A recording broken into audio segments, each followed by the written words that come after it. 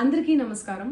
నిన్న ఏదైతే నా బర్త్డే పార్టీ జరిగిందో ఒక చిన్న ఇంట్లో పార్టీ లాగా ఒక ఫ్యామిలీ ఫంక్షన్ లాగా జరుపుకోవాలన్న ఒక ఉద్దేశంతో ఆ రిసార్ట్లో మా అమ్మా నాన్నల కోరిక మేరకు మా అమ్మా నాన్నలతో కలిసి మా ఫ్యామిలీ మెంబర్స్తో కలిసి నేను జరుపుకోవడం జరిగింది.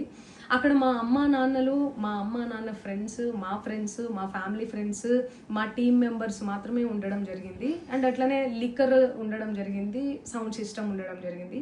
సో సౌండ్ సిస్టమ్కి లిక్కర్కి పర్మిషన్ తీసుకోవాలని చెప్పి నాకు అస్సలు అవగాహన లేదు, ఐడియా కూడా లేదు. అది అనుకోకుండా సడన్గా ప్లాన్ చేసుకొని వెళ్ళిపోవడం జరిగింది అక్కడ. సో అందుకు నాకు అవగాహన లేదు, లేకుంటే నేను డెఫినెట్లీ నేను తీసుకునేదాన్ని. నాకు అసలు గైడెన్సీయే లేదు. ఎవరైనా గైడ్ చేసినా కూడా నేను పర్మిషన్ తీసుకునేదాన్ని, లేకపోతే నేను ఎందుకు ఇలా తెలిసి చెయ్యను కదా.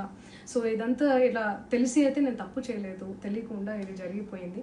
అండ్ అక్కడ లోకల్ లిక్కర్ తప్ప అసలు వేరే ఏ ఇతర పదార్థాలు, మత్తు పదార్థాలు కానీ వాడడం అసలు జరగలేదు. అక్కడ దొరకలేదు కూడా, పోలీసులు సెర్చ్ చేసినా కూడా.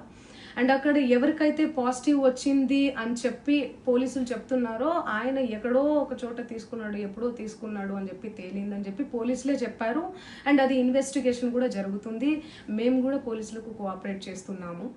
అండ్ నేను ఎందుకు ఇలా చేస్తాను, అసలు నాకు తెలిసి ఎందుకు చేస్తాను, మా అమ్మా నాన్నలతో దట్టు మా అమ్మా నాన్నలు పెట్టుకొని ఇలాంటివి నేను ఎంకరేజ్ చేస్తానా, ఇలాంటివి చెప్పండి.